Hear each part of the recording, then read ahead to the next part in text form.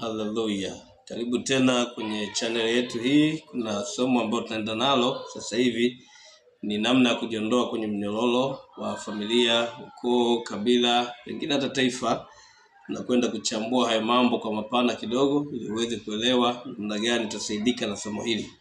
Basi tuende moja kwa moja kwenye kitabu cha Luka sura ya 20 mstari wa 29 hadi 32. Nami nitasoma kama ilivyoandikwa. Ni mfano ambao Yesu alikuwa anaelezea. Watu walimuelezea Yesu mfano wa familia hii.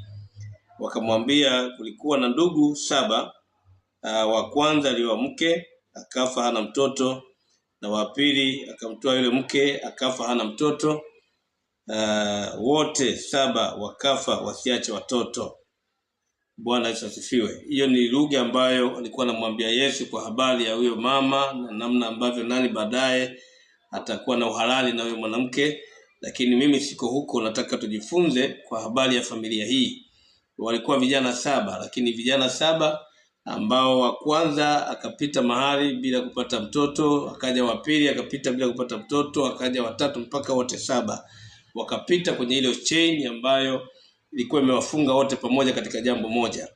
Na si tu familia hii, tutakwenda kuangalia zaidi kwamba pia kila familia ina chain fulani ambayo wanapitia, lakini kwa ushahidi wa maandiko ambavyo tutachambua hapo, tutaangalia moja baada ya jingine. Mwisho utaelewa, utajikuja kujigundua kwamba wote hatujawa salama bado, kwa sababu ya mahali tulikotokea, historia tuliyoibeba, damu tuliyoibeba imetusukumia mahali kwenye chain ambao wakati mwingine inakuwa ni ngumu hata namna ya kumtumikia Mungu.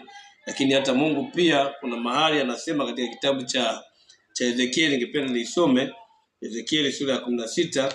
Kuna mahali Mungu anapaelezea pale, anazungumza na wale watu, anashindwa kuwatumia vema kwa sababu ya ile damu ambayo ameibeba. Walikuwa na mazingira fulani ambao Mungu akasema anataka kuwajulisha tabu yao iko katika kuzaliwa kwao.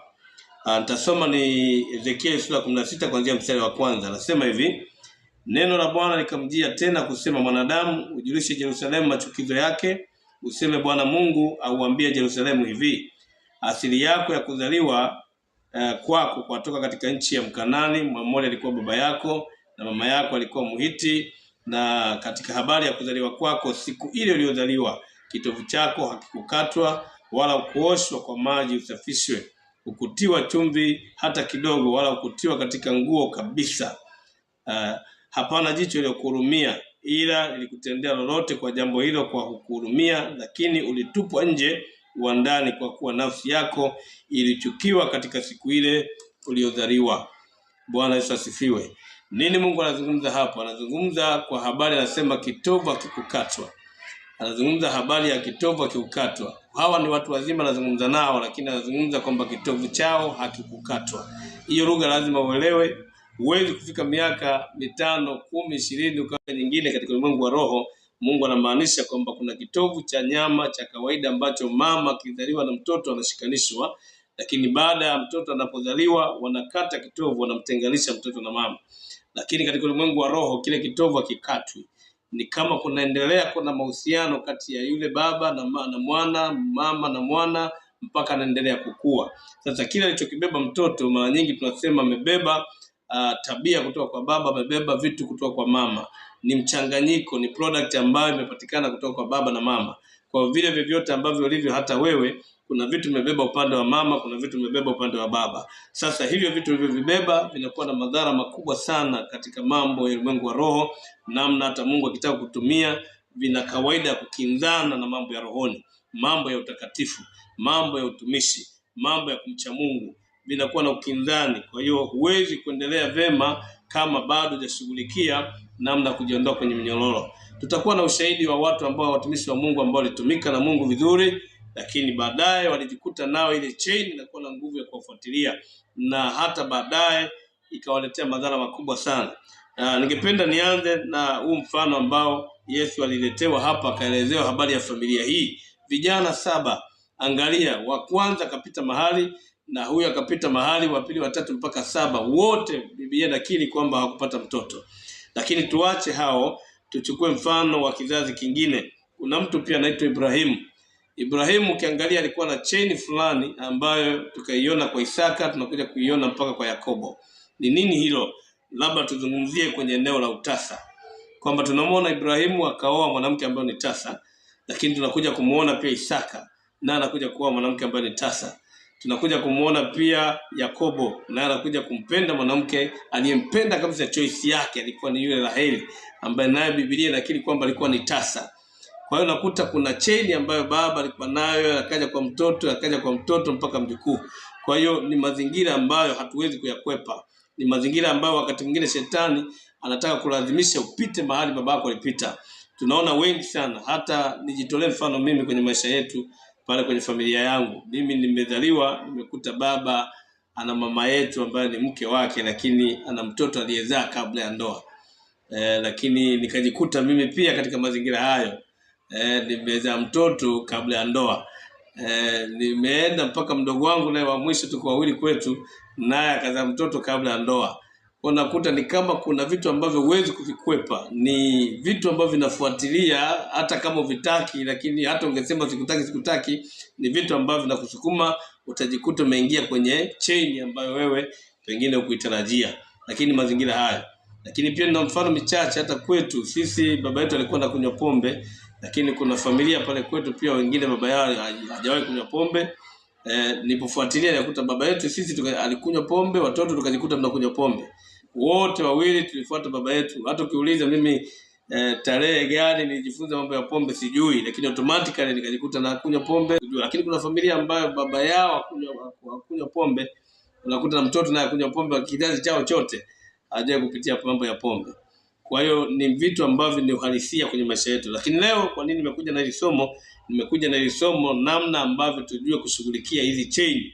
Ukiona kuna mahali historia na kusukuma uishi vile mama alivyoishi, uishi vile baba alivyoishi, ukutana na mazingira ya magumu. Maana pia wakati mwingine mpaka kwenye mambo ya uchumi utakuja kuelewa kwamba kumbe kama baba aliwahi kuwa na maisha fulani hata kindoa, vile ambavyo baba aliishi maisha ya nasa, pengine leo utajikuta uko kwenye maisha yale ya nasa.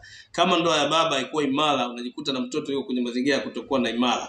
Vile unasukuma na wewe kwenye mazingira yale. Sasa ifike mahali kama wewe mtumishi wa Mungu ambaye pengine unasikia somo hili, ufike mahali useme hapana. Na hiyo hapana haitakuwa hapana tu ya wewe kwa sababu umesema hapana, unahitaji usaidizi wa kimungu zaidi ili uweze kuchomoka kwenye mazingira hayo. Kwa sababu sio mambo madogo, sio mambo mepesi. Ikiwa Mungu anasikitika kule kwenye Ezekieli, anasema anatamani kutumia Yerusalemu, anatamani kuwatumia watumishi wake, lakini anashindwa kwa sababu ya kitu kinaitwa asili aliyoibeba. Ile asili ambayo mtu ameibeba inamtaabisha kiasi cha kwamba Mungu anashindwa kuwatumia. Pengine ungekuwa mtumishi mkubwa sana, lakini kwa sababu ya ile damu aliyoibeba, ile desturi na asili aliyoibeba ya kwenu, inazuia namna ya kupokea maono, namna ya kutumiwa na Mungu, inakuzuia. Umebaki ni mtu ambaye unahengi hapo. Leo unafanya vizuri, kesho unaharibu. Leo unafanya vizuri, kesho unaharibu. Kumbe unahitaji ukombolewa, utoke kwenye mazingira yale ambayo yanakutabisha. Bwana Yesu asifiwe. Lakini tunakwenda pia kusoma kwenye kitabu cha Mwanzo kidogo huko, tusome kitabu cha Hesabu 25 mstari wa kwanza hadi ule wa 3. Nitasoma kitabu cha Hesabu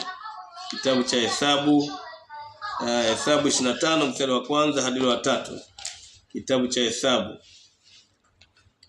Unaenda kuangalia haya mambo, utashangaa vile ambavyo mambo haya yanatesa jamii yetu, yanatutesa hata sisi, namna ambavyo tunashindwa kutembea na Mungu vema.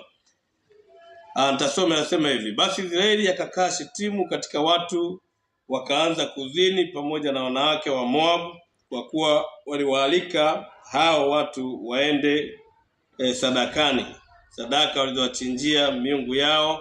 Watu wakala chakula, wakaisujudia hiyo miungu yao.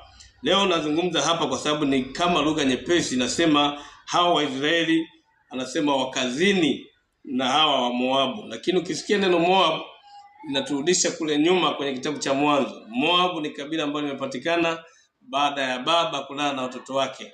Watoto wamezini na baba, akapatikana mtoto anaitwa Moabu. Kwa hawa watoto wakapatikana kwenye kabila la huyo baba. Lutu alipotoka Sodoma na Gomora akalala na mabinti zake wawili. Mmoja akapata mtoto ambaye yule mtoto akatengeneza taifa linaloitwa Moab, na wa pili alipolala na baba yake akapata mtoto wanaitwa Waamon. Lakini ukiangalia hizo ni kabila kubwa sana ambazo zilikuwepo duniani. Zilikuwepo kwa sababu ni chanzo chao ni ile dinari.